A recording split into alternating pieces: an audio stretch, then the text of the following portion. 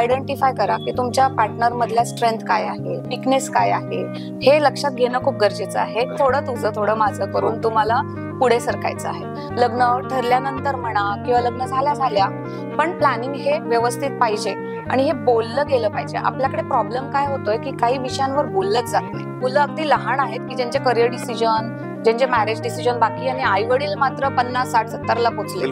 आता काय होतंय, हिला माहित नसतं कसं करायचं आहे, त्याला माहित नसतं हँडल कसं करायचं आहे, आणि कुठेतरी जसा एरा पुढे सरकतोय नात्यातले वयाचे डिस्टन्स छोटे होत चालले. नमस्कार. आज पुन्हा एकदा मयूर अलंकार निर्मित सौभाग्य अलंकार मंगळसूत्र महोत्सव निमित्त नातं तुझे माझे या पॉडकास्टमध्ये मी मयूर राजेंद्र शहाणे, संचालक मयूर अलंकार, आपणा सर्वांचे सहर्ष स्वागत करतो. डॉक्टर, लग्न एक पवित्र बंधन आहे. मंगळसूत्र, लग्नाचे विधी आणि नवीन नाते हे सगळं आयुष्यात येत असताना सुखाच्या लहरी येताच, पण त्याचबरोबर जबाबदारी येते. या सुरुवातीच्या काळातच नात्याची काळजी घ्यावी लागते, तर ती कशी घ्यावी? अत्यंत महत्वाचा प्रश्न आहे की जो आत्ताच्या एरामध्ये कुठेतरी स्किप होत चाललाय. ओके, आपण बघतो लग्नाची तयारी म्हणजे काय केली जाते घरामध्ये. लग्न जसं ठरतं, कार्यालय, बस्ता कुठे करायचा, सोनं कुठून घ्यायचं, प्री वेडिंग शूट कुठे करायचं, फिरायला कुठे जायचं, संगीत मध्ये कोण नाचणार, काय नाचणार, सगळं ठरलं जातं, सगळं प्लॅनिंग होतात. पण त्या मुलीला किंवा त्या मुलाला कोणी हे समजावूनच सांगत नाही की ह्या लग्नानंतर त्यांना करायचं काय. कारण टीव्ही आणि सोशल मीडियामध्ये कुठेतरी खूप ग्लॅमरस गोष्टी असतात सगळ्या लग्नाशी रिलेटेड, की खूप तामझाम आहे, फिरायला जात आहेत, मग ते हातात हात घालून फिरताय. पण मग लग्न तेवढंच लिमिटेड नसतं. लग्नानंतर खूप गोष्टी, खूप जबाबदाऱ्या त्यांच्यावर येणारे, खूप नवीन नवीन नाती त्यांना फेस करायचे आहे. सगळ्यात मेन म्हणजे भावनिक आणि शारीरिक जवळीक जी नाजूकपणा आहे तो त्यांना अनुभवायचा आहे. या सगळ्या गोष्टी कुठेतरी त्यांना कोणीही सांगत नाहीये किंवा सांगितल्या जात नाहीये. मग ते त्यांचे एक्सप्लोअर केले जात आहेत वेगवेगळ्या पद्धतीने. कधी त्या चुकीच्या पण असू शकतात, कधी बरोबरही असू शकतात. तर ही कुठेतरी घरच्यांच्या म्हणजे मोठ्यांची जबाबदारी आहे की या गोष्टी केल्या गेल्या पाहिजे. आणि मग दुसरी जबाबदारी ती आमच्यावर येते बऱ्याचदा की लोक आमच्याकडे प्री मॅरेज काउन्सिलिंग साठी येतात.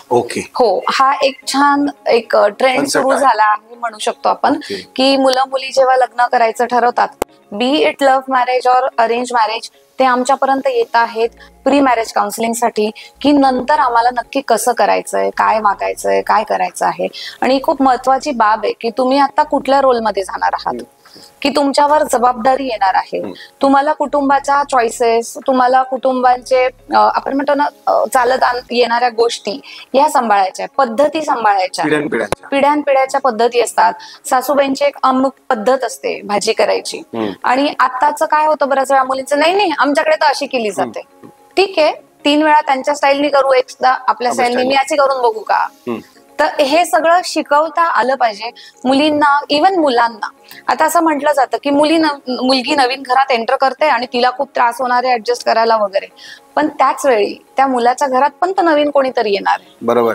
त्या मुलाच्या पण तर फॅमिलीचं रुटीन डिस्टर्ब होणार आहे. जे बिंदास आधी आपण राहत होतो, वहिनी आल्याने थोडा तर प्रॉब्लेम दिराला पण होणारच आहे, एकट्या वहिनीला नाही होणार. ओके, तर या सगळ्या बाबी कन्सिडर करून त्या मुलांची, त्या मुलीशी व्यवस्थित संवाद साधला गेला पाहिजे की इथून पुढे तुझा रोल काय असणार आहे, तू का कन्सिडर करायचंय फॅमिलीला, तू का नवऱ्याला स्वतःचा पुढे ठेवून बघायचं आहे, तू का बायकोच्या मताला महत्व द्यायचं आहे, तू बायकोच्या नातलगांशी कसं वागायचं आहेस, तू नवऱ्याच्या नातलगांशी कसं वागायचं आहे, याच्यावर खूप सविस्तर आणि छान चर्चा केली गेली पाहिजे. ओके, सो हे इनिशियल स्टेजला झालं पाहिजे. आता बोलले प्री वेडिंग, त्याच्या आधी काउन्सिलिंग साठी. ओके, आणि जसं प्रश्नाचा पुढचा आहे की आधार कसा द्यावा. मग एकदा लग्न होऊन गेल्यावर आपण कसं करणार. आता सपोज करून की नाहीच झाल्यात ह्या गोष्टी, ती मुलगी किंवा तो मुलगा डायरेक्टलीच लग्नाला ना घरचे कोणी बोलले किंवा ना प्री मॅरेज काउन्सिलिंग झालंय आणि ते डायरेक्टलीच एकमेकांशी रिलेशनशिप मध्ये आहेत आता त्या.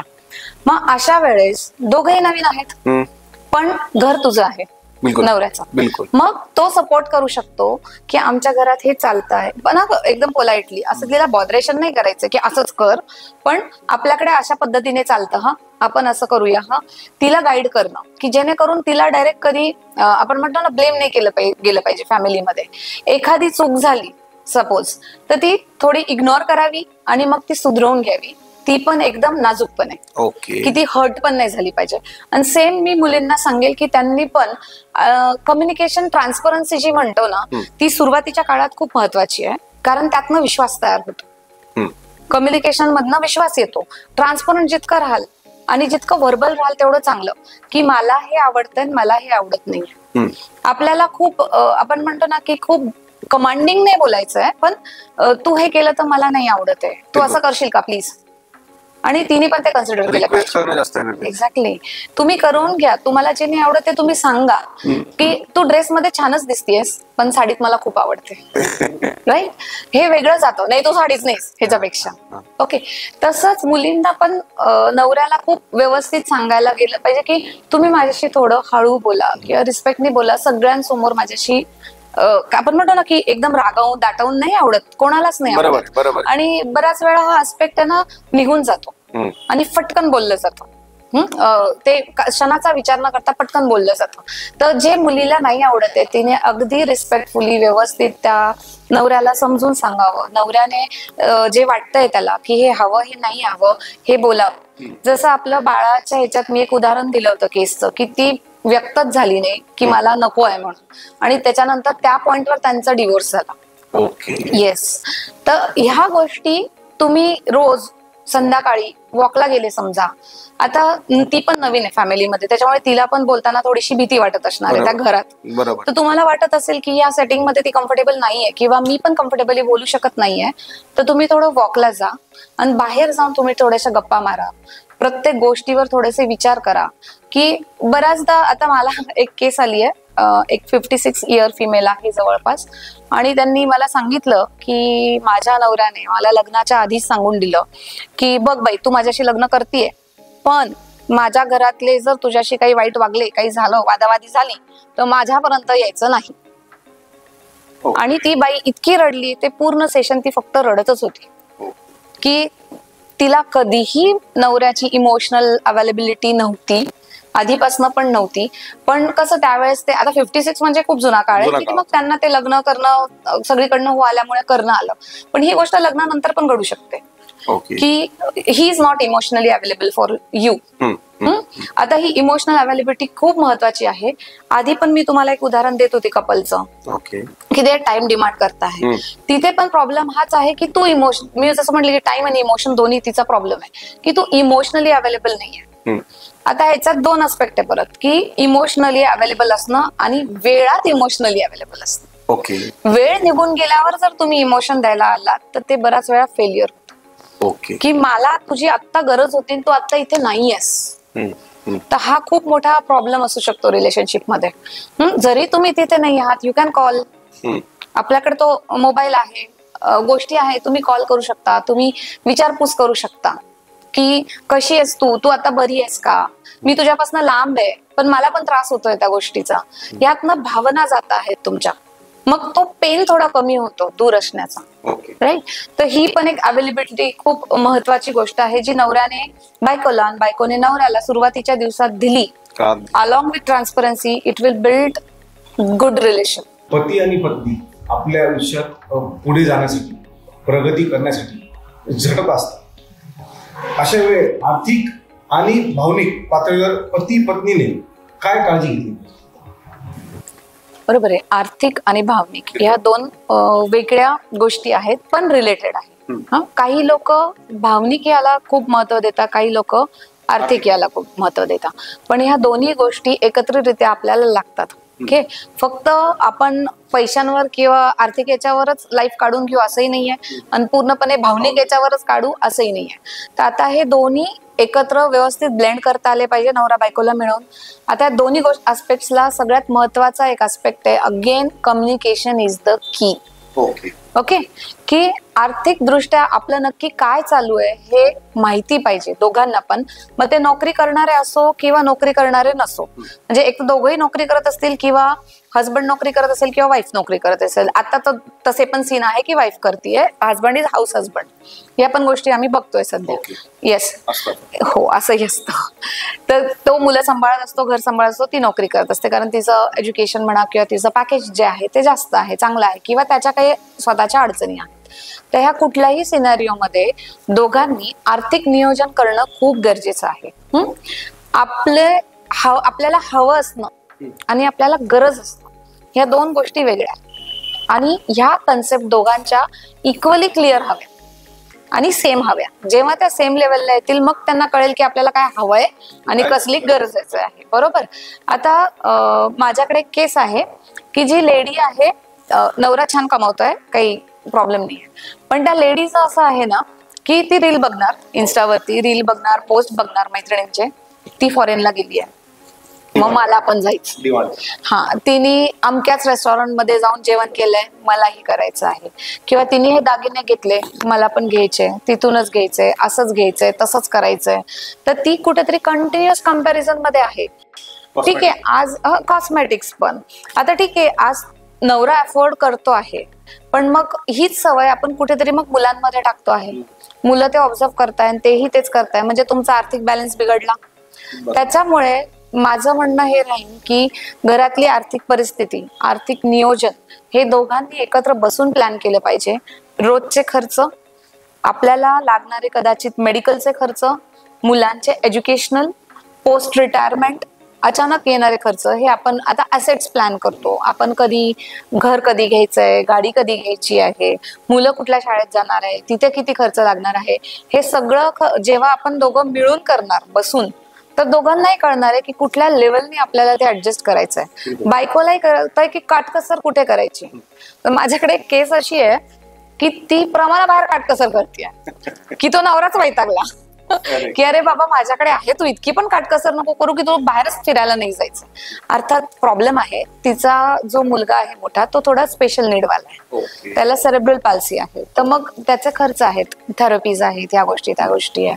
आणि ही तर कमवत नाही, ही हाऊस म्हणजे होम मेकर म्हणतो आम्ही त्यांना, हाऊसवाईफ जनरली होम मेकर आहे.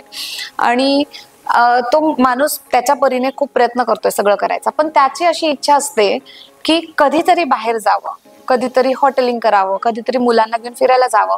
हिचं मात्र नाही, बजेट बघा, किती पैसे ते बघा. तर अति काटकसर पण नको आणि एकदम सडळ हाताने पण नको. आणि ह्याच्यासाठी दोघांनी बसून ते नियोजन करणं आणि आपल्या हातात किती येत आहे, किती आहे, आपण सेव्हिंग मध्ये किती टाकायचे, अशा खर्चाला किती वापरायचे, दोघांनी मिळून केलं पाहिजे. आर्थिक आणि भावनिक. हा, भावनिकचा आस्पेक्ट असा येतो की जे मी मगाशी पण म्हणाले की इमोशनल अवेलेबिलिटी. तर भावनिक हे खूप गरजेचं असतं. ओके, कारण ती जरी इथे आली आहे पण भावना माहेरशी पण गुंतलेल्या आहेत. तिकडे काही प्रॉब्लेम झाला तर मी तुझ्या बरोबर आहे, मी तुला सगळी मदत करेन आणि मी स्वतः त्याच्यात इन्व्हॉल्व्ह होईन. हा विश्वास जेव्हा नवरा देतो बायकोला तर ते नातं वेगळ्या लेवलला जातं. नाही तर जनरली काय दिसते, जसं आपलं चाललंय पारंपरिक की बायको इथे येते, तिची रिस्पॉन्सिबिलिटी पूर्ण घेते. आणि आजकाल कसं चाललंय, आजकालचा ट्रेंड काय, मी तुझ्याशी लग्न केलं, बाकी मला नाही सांगायचं. येस, बाकी मला नाही सांगायचं, तुझं फॅमिलीचं तू बघ, माझ्या फॅमिलीचं मी बघतो, पण तू माझ्या फॅमिलीचंही बघ.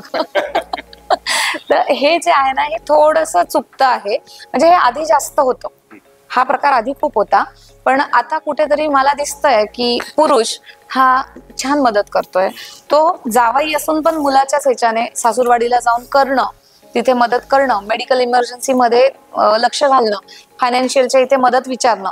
पुरुष आता ते हेल्प कुठेतरी करू लागले आहे, ते कन्सिडर करू लागले आहे की इमोशनल आस्पेक्ट हा तिच्या साईडनी पण असू शकतो, आपल्या साईडने असू शकतो. इवन आपल्याकडे कसं आहे की पुरुष रडत नाही. आय थिंक तुमच्या त्या पुरुषार्थ दागिन्यांच्या सिरीज मध्ये हे झालं होतं की पुरुष एक्सप्रेस करत नाही. पण असतात काही की आता जसं मी माझ्याच बाबतीत सांगेन की आमच्या आईंना जेव्हा GBS झाला होता, म्हणजे गुलन बॅरी सिंड्रोम, तर रेअर आजार, पॅरालिसिस झालं होतं, त्या ऍडमिट होत्या. तर असा माझा नवरा खूप स्ट्रॉंग आहे, सोशल स्ट्रॉंग, एकदम छान आहे. पण जेव्हा आई ऍडमिट होते ना, मग ते आईला ऍडमिट करणार आणि मग ते तिथे नाही थांबणार, कारण ते सहन नाही होत इमोशन्स, राईट. तर मग ते बऱ्याच वेळा दाखवले नाही जात, अशा वेळेस समजून घेणं खूप गरजेचं आहे. हा, आणि मग मी जसं म्हंटले की तुमचं communication, I am there for you in any condition, हे जर दोघांकडनं गेलं एकमेकांना तर ते रिलेशन बेस्ट रीतीने चालू राहील. तो तुमचा रथ कुठेच डळमळीत होणार नाही. मग त्याला किती खड्डे खाचकळगे अडचणी येऊ दे, तर रथ एकदम स्मूथली निघून जाईल, जेव्हा आपण एकमेकांना सतत सांगतोय की I am there for you कुठल्याही कंडिशन. अजून एक मला खूप महत्वाचा प्रश्न वाटतो विचाराचा, का आता आहे ना कॉस्मेटिक लाईफ फार झालेली आहे, कंपॅरिझन वाली लाईफ, ज्याला आपण सोशल लाईफ पण म्हणू शकतो. बऱ्याच वेळा काय होतं, मोठा ग्रुप असतो, मोठा असो किंवा छोटा असो, सोशल मीडियावरती कोणतंही हे असो प्लॅटफॉर्म असेल, त्याच्यात बघितलं येतं का आपले मित्रमंडळी, आपले नातेवाईक हे पुढे फिरायला गेलेले, पुढे हॉटेलिंगला गेलेले, किंवा कोणी नवीन गाडी घेतली, नवीन घर घेतलं, किंवा काही कॉस्मेटिक गोष्टी नवीन घेतल्या, तर त्या गोष्टीचा इम्पॅक्ट आपल्या घरामध्ये खूप लवकर होतो. तर अशा वेळेस काय कशा प्रकारे ते हँडल केलं पाहिजे, वेदर ती बाई असो किंवा जेंट्स असो, वाईस वर्सा होऊ शकतो. तर मग अशा केसमध्ये तुम्ही काय सजेस्ट कराल? हो बरोबर, जसं मग आम्ही एक उदाहरण दिलं ते लेडीजचं होतं, पण डेफिनेटली पुरुष पण असं होऊ शकतं की त्यांना की माझ्या मित्राकडे ही आहे एक्सयूव्ही, तर मला त्याच्या पुढची किंवा तशी घ्यायचीच आहे. मग ते आर्थिक नियोजन जर बघितलं नाही गेलं तर मग फायनान्शियल डेब होणं, लॉस होणं, ते कर्ज चढत जाणं, मग ते हँडल नाही होणं, या गोष्टी घडतात. अशा वेळेस दोघांचं जे कम्युनिकेशन आहे, जसं मी मग आपण बोलले की फायनान्शियल लेवलला कम्युनिकेशन, की आपण खरंच अफोर्ड करू शकतो आहे का ती गोष्ट, आणि मग जर मला ती घ्यायचीच आहे तर मग त्याला एक्स्ट्रा एफर्ट किती लागणार आहे. कारण जसं आधी म्हटले की हवं आणि गरज ह्यातला नीड अँड वॉन्ट मधला डिफरन्स करून घेतला, आणि तरीही तुम्हाला वाटलं की घ्यायचं, आणि कुठेतरी दुसऱ्या पार्टनरलाही वाटलं की नाही नाही आपल्याला पाहिजे आहे, तर मग तिथे तुमचं financial planning is the important thing, की त्याचा इफेक्ट बाकीच्या गोष्टींवर नाही झाला पाहिजे. आता काही कपल येतात की फॉर एक्झाम्पल फायनान्शियल प्लॅनिंग नसतं, भरपूर सारं कर्ज पण असतं डोक्यावर, आणि तरीही त्यांना चंगळवात करायचं आहे, आणि त्यांना थांबताच येत नाहीये की सणावाराला नवीन कपडे पाहिजेच पाहिजे. मग तिथे लाईट बिल थकलेलं असो नाही तर काहीही असो, पण ह्यांना करायचंच आहे. पण मग अशा वेळेस आपले मुलं तेच शिकतायत, त्याच बर्डनच्या अंडर पुढे जाणार आहेत, हे लक्षात घेणं खूप गरजेचं आहे. आणि मी म्हणेन की जर एखाद्याला ती इन्साइट नसेल की आता आपण नाही करू शकत ही गोष्ट, तर दुसऱ्यांनी ती थोडंसं कठोरपणे दिली पाहिजे, सपोर्ट पण द्यायचे, आणि नाहीच ऐकत असेल तर थोडं कठोरपणे सांगता पण आलं पाहिजे की नाही, हे नाहीये बजेट आता, बरोबर आता आपण हे नाही करू शकत अफोर्ड. मी असं डिनाय नाही करत की करायचंच नाहीये, पण आत्ता नाही, मग कदाचित तुम्ही दोघं मिळून ते गोल सेट करा की आता नाही 2 वर्षांनी मी घेईन, मग त्याच्यासाठी मी कुठे काटकसर करेन, मी माझ्या लाईफस्टाईल मध्ये काय चेंज करेन. आपण एज्युकेशन तर बिलकुल कॉम्प्रोमाइज नाही करू शकत, मेडिकल पण कॉम्प्रोमाइज नाही करू शकत, मग मी माझ्या थोड्या हौशी कमी करते, तू तुझ्या थोड्याशा कमी कर, थोडे थोडे पैसे त्या गोष्टीसाठी बाजूला टाकू, आणि फायनान्शियली प्लॅन करून आपण त्या गोष्टीपर्यंत पोहोचू. आणि थोडं सोशल मीडिया आवड ते तर केलंच पाहिजे, थोडं नाही बऱ्यापैकी आवड. सगळं प्रॉब्लेम तर सोशल मीडिया आहे आता. म्हणजे तुम्ही नवरा बायकोचं नातं म्हणा, आई वडिलांचं आणि मुलांचं नातं म्हणा, कुठल्याही नात्यामध्ये आजी आजोबा आणि नातवांचं नातं म्हणा, सगळीकडे सोशल मीडिया आणि मोबाईल गॅजेट्स हे खूप मध्ये येत आहेत. मुलं अग्रेसिव्ह होत आहे, आई वडील असे थोडेसे आपण म्हणतो ना की सतत काहीतरी पाहिजे, अशी शांत डिस्कशन कुठेच नाही. लास्ट मागच्या पण पॉडकास्ट मध्ये मी बोललो होतो पुरुषार्थ, काय सोशल मीडियामुळे पेशन्स लेवल जे आहे, टॉलरन्स लेवल आहे, तो एकदम 0 लेवलला आलेला आहे. हो, टॉलरन्स लेवल 0ला गेला आहे. मुलांमधली सेन्सिटिव्हिटी कुठेतरी खाली आलेली आहे, कारण ते जे बघता आहे त्याच्याबद्दल त्यांना काही वाटतच नाही.